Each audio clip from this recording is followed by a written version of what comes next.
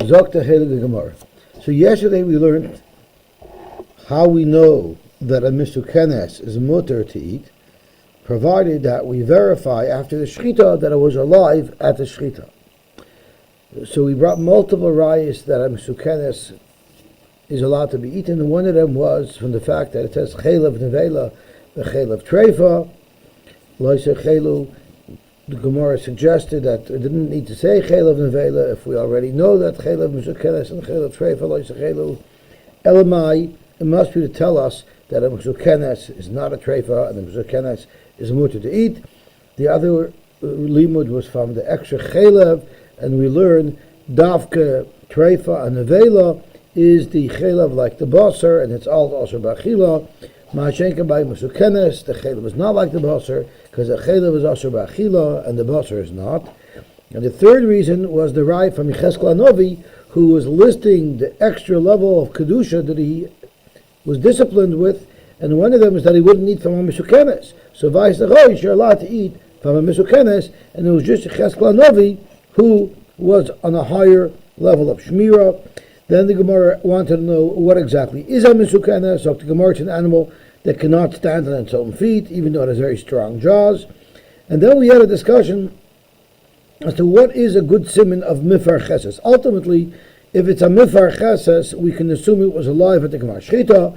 What is a good proof of mifar cheses? We have a whole range of things.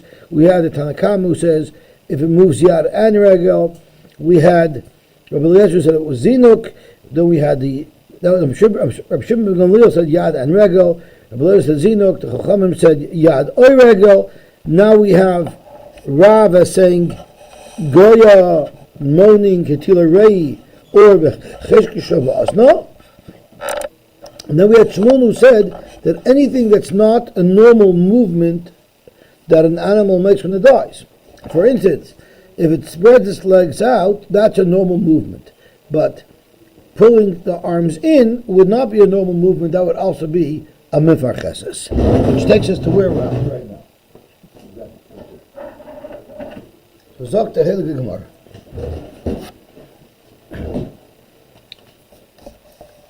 Meisvei, Rabbi Yosy said, Omer Hayar Rab Meir, Hayar Rab Meir Omer, Goya b'shas shchita, if it moaned, ein ze Pirchus. That's not a Pirchus, which is inconsistent with what we just said from Rav.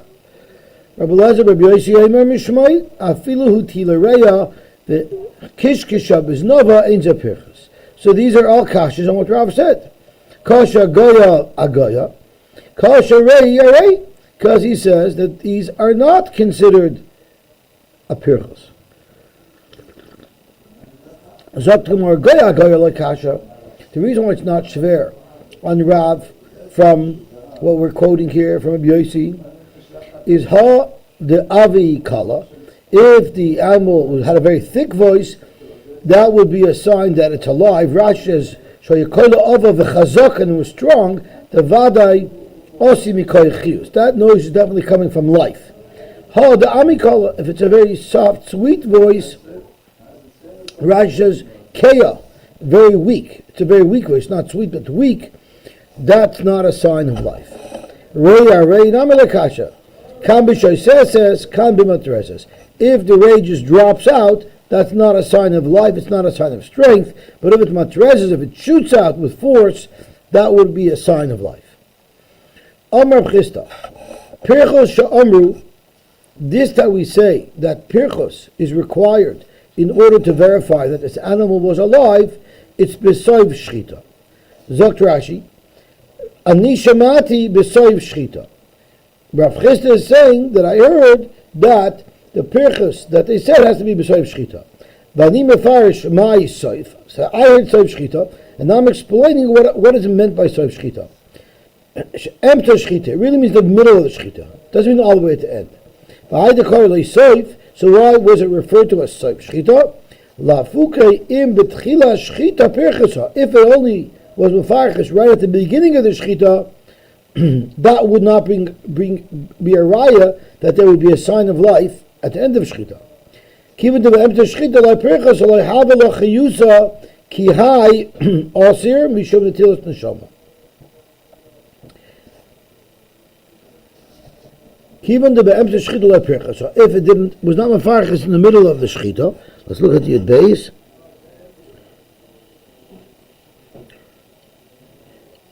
Even the be'emse shchita le havas lo chiyusa ki hai asira, those would be asir to have a pirchus, that he pirchus have a mishum netilas neshama. That pirchus may be because it's dying earlier before the end of the shchita. So therefore, zokt Reb Chisda, it has to be not at the beginning of the shechita, it would have to be at the earliest in the middle of the shechita. My b'sav shechita b'emsa shechita lafuket chila shechita deloi. Amar b'chisi mina minala. How do I know this halacha that the high soif shoshamati emtzahu? How do I know it just means the middle? It doesn't mean all the way at the end. It's none be learned. Behemodaka, like a sheep or a lamb or a goat, sheposhta yoda v'lo yichsira. It stuck its hand out, but didn't pull it in. Psula, that's possible because that's not a sign of life. That's the normal reaction an animal has when it dies. Emas, when exactly did this behemodaka do this? Emas pashta v'lo yichsira daminim psula. At what point during the shechita did this occur? Ilema b'soib shechita, if it happened all the way to the end of the shechita, kol heichei, teichi v'seizel. Are you telling me that the animal has to be alive for so long? As Rashi says, Kalechi teisi v'tezel, Tala'achash shachta lo siski b'pshitas yad v'lo kfiva v'chazara bitmiya. If it does this movement, even though we interpret it as a natural movement, but if this movement occurs all the way at the end, are you going to tell me that that's not a sign of life? So late in the game, it's still doing this? Elolav, it must be that when the Gemara is telling us that, when the Mishnah is telling us that if the animal stretches out its hand, it's not a sign of life, that's if it occurred be'emtza shchita. That's if it occurred be'emtza shchita. So that's his raya. Amalei Rava, you don't have a raya. La'olam b'soib shchita. Really, you could be speaking at the soib shchita dafka, as Rashi says. Ayu deka amrit kalhechi teisi v'tezel. You asked, why shouldn't it be a good simon of life all the way at the end? How long does this animal have to be alive for? Kalhechi teisi v'tezel la'acha shchita shetiv shet v'tachzir. Zok the Gemara, la'olam b'soib shchita. Shani omer, because I say, kol she'eino oishekein b'soib shchita. If it's something that it's not the norm to be done b'soib shchita, we know for sure that it lost its neshama before. So Dr. Rava, maybe it means b'soib shchita, and the reason why it has to be b'soib shchita, because if it happens any earlier, clearly the neshama went out before that. As Rashi says, Shani kol shein oisikein pashta v'chazra la'achar shchita b'yadua, that the animal lost its life before the end of the shchita, and therefore it wouldn't be good. So therefore, maybe dafka has to be at the end of the shechita because you need proof that in fact the animal was living until that point. Zog to Gemara, Rav Nachman bar Yitzchak Omar, Pirchus she'amru is betchila shechita. It actually means the opposite of what the Pirchus said right at the beginning of the shechita. Zog Rashi, Klemar filu Pirchusa betchilas shchita daya, that would be enough to say that the animal will be kosher if it did that. Kshera, avagav dehava misukenes, even though this animal was a misukenes. But kiven the malayim kois lebeis shchita dam biyadua shezikna. Hamar of Nachman bar Yitzchak. Mina aminala, how do I know this? The Tanan, Amar Rab Shimon, hashoichet balayla, ulamacha motzak salam malayim dam. So this was a case in our Mishnah where Rabbi Elazar said that if you shechted at night, so you couldn't see the simanei chios at that point, but the next morning you saw that the walls of the shechita were full of dam, kshera, we can assume it's going to be kosher because shezinka, it must be that the animal spurted out blood, and that was one of the simanim of chios. Uchamidis Rabbi Elazar, but that would only work according to Rabbi Elazar, that whole zinuk is considered Pirchus. V'yamar Shmuel, and Shmuel said, we're not referring to blood on the walls of the room that the animal was shechted in.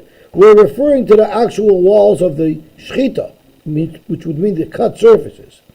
Zokt Rashi, V'amar Shmuel, Lahachi itzrich lefrushe de koislim dahacha lahava koislim mamish. Why did Shmuel need to clarify that what the Mishnah meant were the walls of the Beis HaShchita rather than the walls of the house?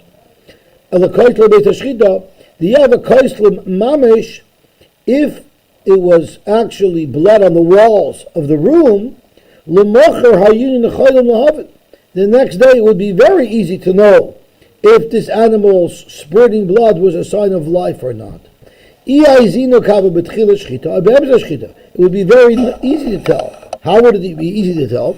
Zokt Rashi, because the iyava b'tchila shchita, if this spurting of dam came at the beginning of the shchita, then yimtza zinuk l'mayla b'koisel, then you would see the spray of the blood, you would see it high up on the wall. The machmas koyach v'chiyus shahaya adayin b'behema zin kalamerchak. How did it shoot so far that it hit high up on the wall? It must be that the dam came out with force in a trajectory. And that's why it hit high up on the wall. But if you just see at the lower half of the wall there's dam, that means it just ran out without force. That means it was be'emta shchita. So from the position on the wall where the blood is, you can tell. If the zinik was at the beginning of the shechita, then it would be high up on the wall because it would shoot up. But if you found it lower on the wall, it would be a sign that it only happened in the middle of the shechita. So therefore, Shmuel, if we have been speaking, if the koistlei Beis HaShchita would mean the walls of the room that it's in, it would be very obvious to know when that zinik occurred. Now Shmuel says we're not talking about the walls of the room. It just means the surface where it was shechted. Just looking at it, how are we going to know? We're looking at it the next morning, we're seeing it soiled with blood. How can we know when that occurred? So Zokt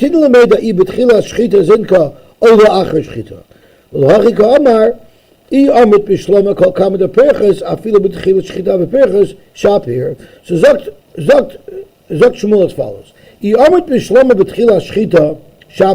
Since the next day you have no idea when this zinik occurred, because we're speaking about blood on the neck of the animal, which would be there no matter how the blood came out. So if you hold that even if the zinik came out early in the shchita, that's good enough to say that the animal was still alive at the end of the shechita shapir, then the fact that you see dam on the neck would be good enough, because whether or not the zinik happened at the end, whether or not the zinik happened at the beginning, it would still say the animal is kosher. But but if you're going to say that Pirchus is only valid at the end of the shechita, so whether it's zinuk, which is what our Mishnah is talking about, or whether it's Pirchus, it would have to be beside shechita. By looking at the neck of the animal the next day and seeing blood on it, how in the world will you be able to tell when that occurred? And if you're going to hold that if the zinuk or the pirchos happens at the beginning of the shechita, it's not going to declare the animal as alive, and it's not going to be a siman that the animal is kosher, how could you rely on the fact that the koistlei beis shechita are full of blood? Zog to Gemara, maybe you can't bring a raya from zinuk to pirchos. The dilma shiny zinuk the odif. Maybe zinuk is even a better raya than pirchos, and therefore zinuk even at the beginning of the shechita would be a sign of life. But maybe pirchos still has to be in the middle of the shechita.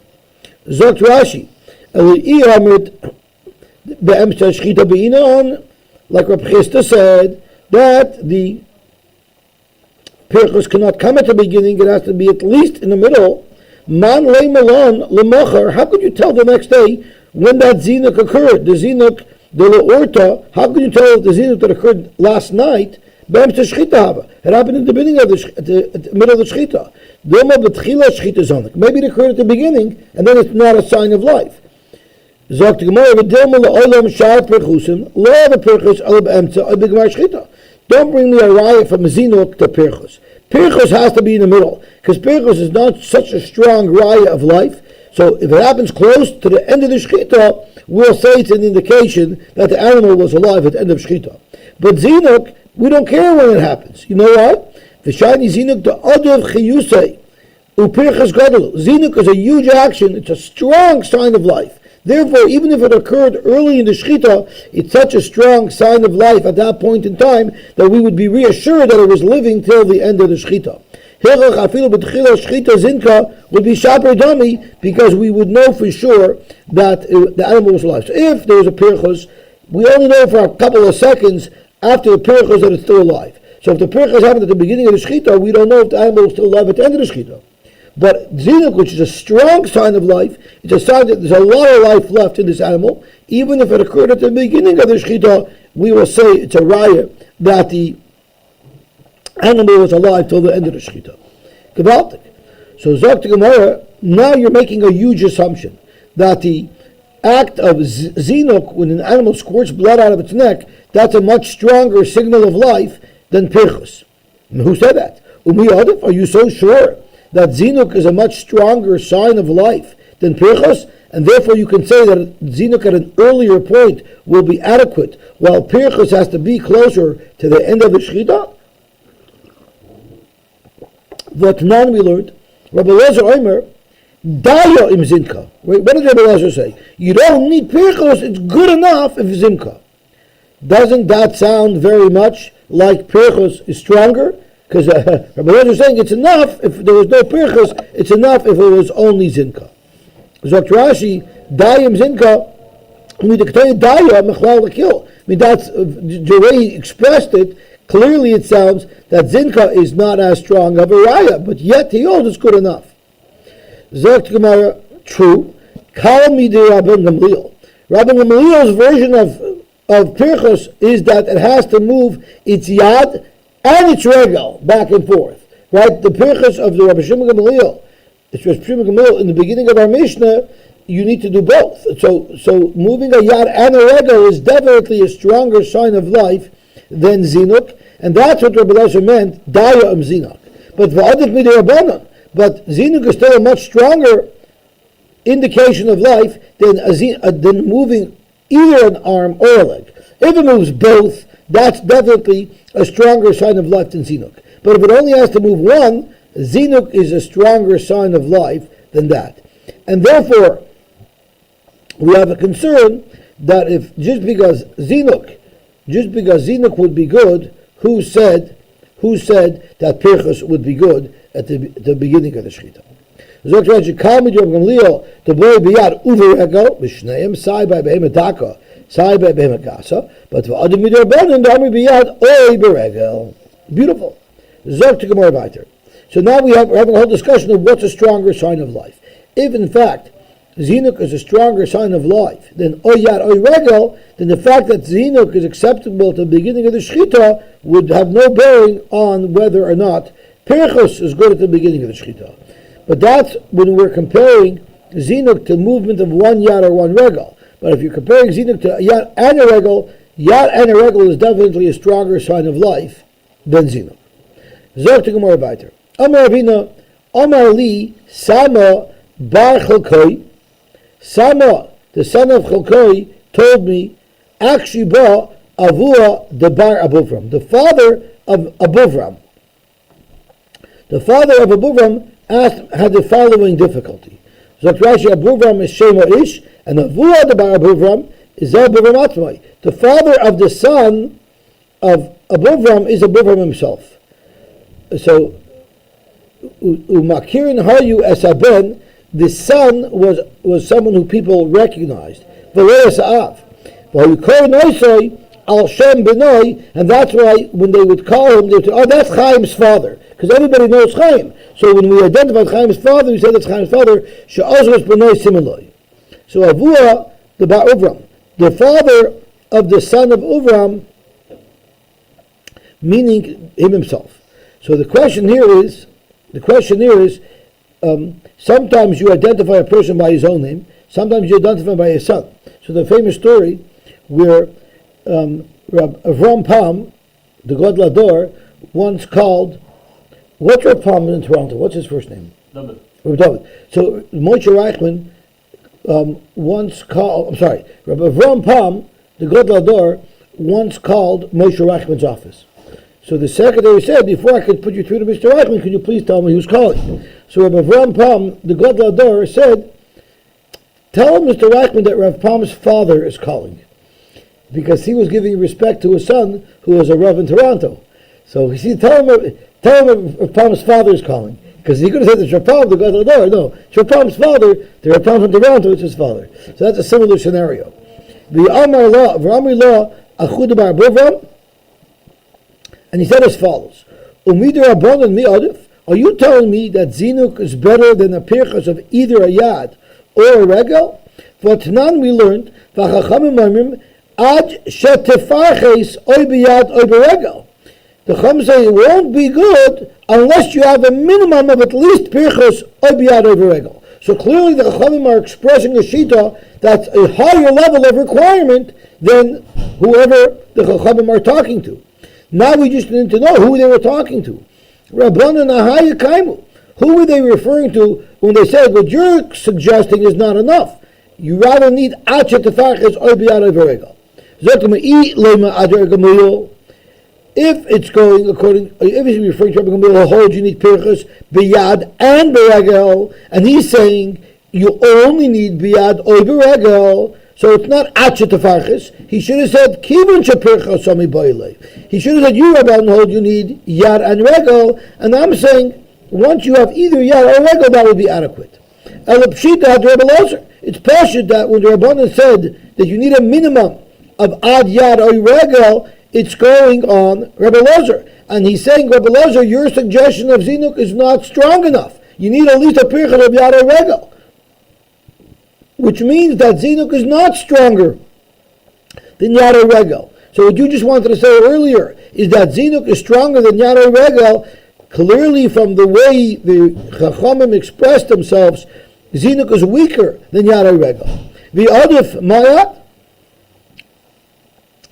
So that was his kasha. How could you say that Zinuk is stronger? And therefore, if Zinuk is not stronger, then you weiter have a raya that if Zinuk is good be'emtza, so too Pirchus is also, if Zinuk is good at the beginning, so too Pirchus should be good at the beginning as well. Rav Amar, Pirchus she'amru b'sayv shchita. Rav said the Pirchus has to be at the end of the shchita, otherwise it's not a raya. Amar Rav mina amin Allah. How do I know this? The Tanya we learned. Sure. Oy kesef, oy eis ki yiveled. The pasuk is sure kesef oy eis ki yiveled. V'oy shivas yomim tachas imoy. It has to be 7 days with its mother. And we yom hashmini v'holo yerotz l'karban ishel Hashem. In other words, you cannot bring any one of these animals as a carbon before it's a minimum of 8 days old. The Torah lists off animal by animal, the Gemara darshans each and every one. Oy kesef, prat l'klayim. That tells you that you have, if you have an animal of klayim, it won't be kosher for a carbon. It's shor kesef, but not a blend of the two. Oy eis, why does the Torah say oy eis? Prat l'nidma. Nidma, Dr. Rashi, is, it was born out of two similar parents, but for some reason, the baby looks like the milkman. So Mamela, even though we know it's not Klayim, but it looks like Klayim. Okay. Ki yivaled, prat leyoytzedoifen. It has to be born, an animal that was born out of a C-section is possible to be brought as a carbon. Shivas yomim, it says Shivas yomim tachas imoy, prat lemechosor zman. Mechosor zman means, if it wasn't 8 days old, Rashi says, "Prat lemechutz zman shlo yigil lezayin yomim va'afilu imakeremes." Even if its mother is still alive, but it has to be there for 8 days. Tachas imoy prat liyosim. An animal that doesn't have a mother cannot be brought as a carbon. So, practically, let's try to understand over here what's the problem with the yosim. Ha yosim hechadami ilema de yaldase ime v'hador mesa. If you're going to say that the animal was born normally, with a normal birth, and then a couple of days after the birth, the mother died. Is that not called tachasimai? Are you suggesting la'olam teichi v'tezel? Are you telling me you're not allowed to be makrab ever a carbon unless you can confirm that the animal's mother is still alive? That's not logical to suggest. As Rashi says, la'olam teichi b'tmiyah v'chi la'olam tricha l'chyos. Does the mother have to be always alive in order to bring its child as a carbon? V'tachas imay karina bey. It's considered tachas imay if the mother was born, if the mother was alive at the time of the birth. And you can't say that the Torah is saying that the mother has to be at least alive for the first 7 days of the child's life in order for the child to be brought as a carbon, because we know that's not true. The Tanya B'Torah's Kahanim, Rabbi Yosy Haglili Omer, Ma Talmud Lomer Tachasimoy. What does the Torah mean when it says Tachasimoy? The Torah says 7 days the animal should be with its mother before you bring it as a carbon. Yochel Kol Zayin, you would have thought that it has to be with its mother all 7 days, and its mother has to live all 7 days. Talmud Lomer Tachas Imoy. Itachas Imoy. Maybe you would tachasima means instead of its mother. Tachasima is a connotation. The child is brought instead of its mother. Instead of its mother could even mean if the mother died at birth. Talmud Lomer im imay mashma sheshneim ba'olam echad shetei kruya imay. At one point at least they have to be both alive, meaning the mother had to be alive until the end of the birth of the baby. Then you wait 7 days while the mother survives past the first day, doesn't matter, and you can bring it as a carbon. Even if the mother was only surviving an hour after the baby was born, that would be good enough. Instead of its mother, that's what tachasima means. The mother doesn't have to be alive there. He's still alive, even though its mother died, so sort of he replaced that generation. So what's the case? If it's a case where the baby was born right after the mother died, you can't say that shouldn't be good. Avadi, that would be good. You must say that this was a baby that was born after its mother died. They extracted the baby from the mother. I don't need tachas imay to tell me that. It said it has to be born. Clearly, if the mother died and you have to extract the child, that's no better than a yotzei. What it must mean is that at the moment that the child was born, at that moment the mother died. And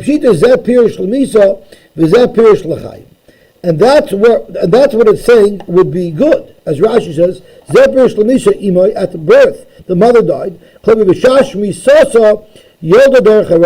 It was a normal birth, but at the time of birth, as the baby was coming out, the mother died. The Torah is telling us we need that the mother should be alive until the end of the birth, and also a little bit after the Leida. So if the mother died during childbirth, this animal would not be kosher to be brought as a carbon. When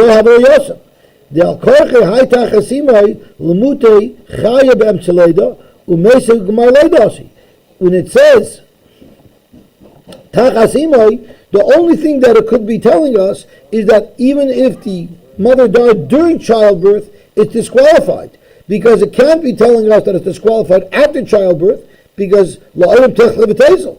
And before childbirth, I don't need a pasuk, I already know that it's like a yotzei. So it must be that what the Torah is teaching us, that even if the mother died simultaneously with the child being born, that baby is not allowed to be brought as a carbon. Now that we've determined that, if you're telling me that the animal has to be alive all the way at the end of the Leida, that's why it makes sense that the pasuk has to tell us that this wouldn't be good. But if you don't need to be alive, if you don't need the mother to be alive at the end of the Leida, I can learn it out of Kiyavaled, because if it's not alive at the end of the birth, that means it's a yotzei. Zot Rashi. If you're going to tell me that the Torah is telling me even after the Soif Leida, Zeh Pirchus L'Misa, Zeh Pirchus L'Chaim, the Vlad is not kosher to be brought as a carbon. Ashmina, and the Torah is teaching us a Chiddush, to be in a Chiyusa, Sheyetze Kulei Mechayim. The animal has to come out of the mother while the mother's alive until after the behemoth comes out of the mother. Ulamute Mesa B'Gmar Leida. And the Torah is telling us that even if she died right at the end of the Leida, that's not good enough. She had to have survived a little bit after the Leida. If that was the case, then Hainu the La'imit Le Mesa B'Soif Leida Mechiyavalid. Then I wouldn't know this from Kiyavalid, and I need a special pasuk of Tachasimai. Prat L'Yotzedaifen. The Hainami Lav Yotzedaifen. If the mother lived just to the end of the birth, but not a little bit past, that qualifies as a Yotzedaifen. That would no longer be a Yotzedaifen. He makes it B'Gemar Leida, because the mother died B'Gemar Leida. So if the mother died right at the end of the Leida, then that would be possible because it wouldn't be a Kiyavalid. But if you hold that the animal does not have to be alive at the end of the Leida, and the pasuk of Tachas Imai is telling us that the animal cannot be brought of a carbon if the mother dies during the Leida, I don't need a pasuk of Tachas Imai to tell me that. Kiyavalid tells me it has to be a birth. So that's how I know the mother has to be alive throughout the entire birth. If the mother is dead before the animal comes out, before the child comes out, that's just like a Yotzedaifen. Ela Shmamina, Kol Mosa, the Boi Barabonan Chiyusa, anytime the Rabbanan said something needs to be alive, so the case we're discussing is Lagabi childbirth, but it could also be relevant, Lagabi the fact that we're saying that an animal has to be alive until the end of the Shechita in order for it to not be an Avela, maybe Ba'ina and Shechios Big Mile delay. Whenever we say something needs to be alive, it has to be alive all the way at the end. So by the birth, it has to be alive all the way at the end of the birth, and by the Shechita, the animal has to be alive all the way at the end of the Shechita. So Zakt Gemara Ali Amit Leiba Ini Chiyusa B'Soif Leida Lama Lei. Why don't we need a pasuk of Tachas Imai? If the mother died before the end of the Shechita, Mechiyavalid Nafka, I would already exclude this animal from being a carbon because it says Kiyavalid, and an animal born from a dead mother is not called a normal birth. Zakt Gemara Hilchasa Kiha Masnisa. The halach is lemaisa like the following brisa that I am about to quote. So Rabbi just came off of a raya that says something needs to be alive all the way to the end. And therefore, as Rava says, that Pirchus has to be beside Shechita because we need to know that the animal is alive all the way to the end. However, halacha lemaisa we're going to pass on like the following brisa that we're going to quote. The brisa says, that's not a good pirchus because we say that's the natural movement of an animal. When do you say this? That's biyad. That if the animal only did it with his hand. But if the animal moved the hind leg, then the hind leg movement, that's not a standard movement, that qualifies as a pirchus. When do we say that this is good as a pirchus? That's bedaka. But if it's a behemoth gasa like a bull or a cow, then bein biyad, bein beregel, bein pashta v'lekafa, bein kafa v'pashta sheira. By behemoth gasa, any movement indicates that the animal was alive. Any movement whatsoever. This requirement of moving back and forth or another leg, that would be only by a daka. What about an oif? The oif afidulei rifrif elagapoi. Even if the bird just ruffled its feathers a little bit, moved its wing a little bit, that would also be an adequate indication of life. V'loi kishkesh, elasnovai, or if it only moved its tail, wagged its tail a little bit, that would also be a good indication of life. Hareza pirchus. Freit the Gemara, my kamash malon. What is the chiddush of all this details in this brisa? Kulu tenanu. We actually learned all of these things already. Zokt Rashi, Kulu tenanu lashon koshu kloimer lama lo Rav Lashmina on the hilchas hachi hastam asnizehi. Rabbi said the halacha is like this brisa, and then you have the brisa. If you have a brisa, I don't need Rabbi to tell me that's the halacha. Zokt Gemara, I'll tell you why Rabbi needed to tell us this. Because he was talking about medaka sheposh the yoda v'lo yichsira psula she'enei ela haitzas nefesh. And Rabbi had to tell us that this applies yad in regel loy. Rabbi had to tell us that this only applies to a yad, not a regel, because a regel would be a sign of life. Daka in gasa loy, it's only a concern by behema daka, but by behema gasa, it would be a sign of life. But you know what it doesn't say in our Mishnah? It doesn't say oif. And therefore, that is the chiddush of Rava. Gewaltig. Zogt the Heilige Mishnah weiter. What if you are working for a guy and you're shechting on behalf of the guy? Now the guy normally would think, so you're doing the actual Ma'aseh Shechita on his behalf. Would his machshava la'avodah zarah have an impact on your shechita? Because the guy's machshava will have zero impact on your Ma'aseh Shechita. What counts is the kavanah of the shechet, similar to pigel. If the bailam has a machshavas pigel while the kohen is shechting, it will not make it pigel. It's the kohen doing the avodah that has to have the machshavah pigel. Rabbi Lezer Paisel. Amar Rabbi Lezer, afilu shachta lechol la'ovid kechavim mechatz kavod shel psula. Rabbi Lezer says not only is the guy's kavanah for his shechita impactful, even if the whole animal you were shechting for yourself, but you made up with the guy that you're selling him one little piece of meat, a piece of liver, so he's only even has ownership in a small part of the animal. Nevertheless, his kavanah l'avodah zarah will still passel the entire korban. Why? Shestam machshavas ovid kechavim l'avodah kechavim. Even if the guy doesn't tell us, we know his default das is any shechita is a kavanah l'avodah zarah. Amar Yosy, Dr. Yosy, kal v'chomer advar. It's a kal v'chomer. Uma b'mokim shemachshava paiselas b'mikdoshim. Madich, I have a kal v'chomer that the guy's machshava should not passel. Why? Madich by kochim, where a machshava passels, what's the machshava that passels? The machshava of pigel. Nevertheless, eina kol holach ela acher ha'ovet. We don't care what machshava the bailam has. All we care is the machshava of the kohen doing the avodah. Mokem she'ein machshava paiselas b'chulin. But where the machshava doesn't passel, there's no such thing as pigel by chulin. Eino din shelo yehei kol holach ela acher shechet. Surely we should completely disregard the owner of the animal's kavanas. All that counts is the kavanah of the shaychet. So if a Yisrael shechts it, it's going to be a kosher animal. So that is Rabbi Yosy's raya to the Tanakama against Rabbi Eliezer. Zakar hani tanoi istlu to Rabbi Eliezer, Rabbi Yosy. They will all agree to what Rabbi Eliezer, Rabbi Yosy said. So we're trying to narrow down exactly what they're arguing about. So one thing we want to say is they unanimously agree with Rabbi Eliezer, Rabbi Yosy. What did he say? The Tanya of Rabbi Eliezer, Rabbi Yosy, Shamati sha'bailim mefaglim. I heard that the bailim could make pigel. I heard that the bailim's machshava, even though they're not doing the shechita, could make pigel. That's what I heard.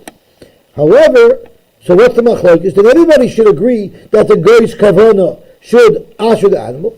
Miu Tanakama Sabar, the Tanakama holds the reason why when you shecht an animal for a goy you don't say it's asher is because you didn't hear him articulate it. If it was articulated that he's having kavanah l'avodah zarah, that would be a riot. So the default kavanah of a guy is not l'avodah zarah. Only if he articulated it, but he loy.